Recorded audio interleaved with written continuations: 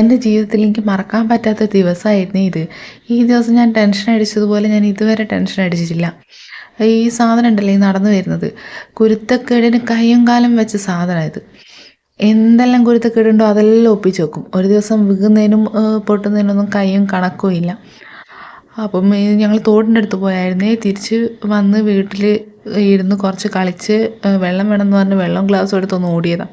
ആ ഓടുന്ന ഓട്ടത്തിൽ ചെറുതായിട്ടൊന്ന് വീണ് ചുണ്ടും പല്ലുമായിട്ടൊന്ന് കോത്തുപോയി. എന്നിട്ട് കോത്തുപോകാന്ന് വെച്ചാൽ ഒരു തുള വന്നതുപോലെ ആയിപ്പോയി. അപ്പം നോക്കുമ്പോൾ ഫുള്ളായിട്ട് ബ്ലഡ് വരുന്നുണ്ട്.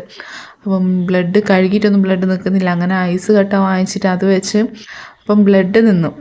ഇവനാണെങ്കിൽ വേദനയില്ല, അതുകൊണ്ട് തന്നെ ഇങ്ങനെ വലിച്ച് കളിക്കുന്നുണ്ട്. അത് ഈ വിരലിട്ടിട്ട് ഇങ്ങനെ വലിച്ച് വലുതാകുന്ന പോലെ. അപ്പോൾ അത് കണ്ടപ്പോൾ ഞങ്ങൾ കാണിക്കാൻ വേണ്ടിയിട്ട് പോയി. അടുത്തുള്ളൊരു ക്ലിനിക്കിലാണ് പോയത്. അപ്പോൾ അവിടെ ചെന്നപ്പോൾ പറഞ്ഞ് സ്റ്റിച്ച് ഇടണമെന്ന്.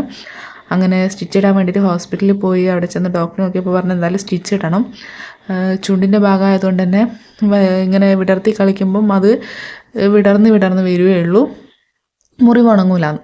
അങ്ങനെ അവിടുന്ന് സ്റ്റിച്ചിട്ട് വീട്ടിലെത്തി. പിറ്റേ ദിവസം തന്നെ സ്റ്റിച്ചിൻ്റെ ഒരു കഷ്ണം നൂല് കടിച്ചിങ്ങെടുത്ത്. അപ്പം അത് കഴിഞ്ഞ് 2 ദിവസം കഴിഞ്ഞിട്ട് കാണിക്കാൻ ചെല്ലാൻ പറഞ്ഞു. ഈ കാണിക്കാൻ പോയ ദിവസത്തെയാണ് ഇതായി കാണുന്നത്. എന്താ ചിരി. ഇവനാണ് സ്റ്റിച്ചിട്ട് അപ്പം തന്നെ അത് വലിച്ചെടുക്കാൻ വേണ്ടിയിട്ട് നോക്കുന്നുണ്ട്. അപ്പോൾ അവിടെ നിന്ന് സിസ്റ്ററോട് ചോദിച്ചപ്പോൾ പറഞ്ഞു അതങ്ങനെ വലിച്ചെടുക്കാതിരിക്കാൻ വേണ്ടിയിട്ട് മാക്സിമം നോക്കണം. അപ്പോൾ അതിന് വേണ്ടിയിട്ട് ആ ദിവസം ഞങ്ങൾ ഉറങ്ങിയില്ല. ഇവനിതിങ്ങനെ വലിച്ചെടുത്താൽ അത് പോവില്ലേ എന്ന് വിചാരിച്ചിട്ട് രാത്രി മുഴുവൻ ഇവനെ നോക്കി കുത്തിരുന്നു. ഇതാ കാണിച്ച് വന്ന് മരുന്ന് കുടിക്കാൻ പറഞ്ഞതിന് വാതിലിൻ്റെ ഉള്ളിൽ ഒളിച്ച് നിൽക്കുന്നത്. എന്നിട്ട് ഓടുന്നു നോക്കിയാൽ അടുത്ത പണി ഒപ്പിക്കാൻ വേണ്ടിയിട്ടാണ്.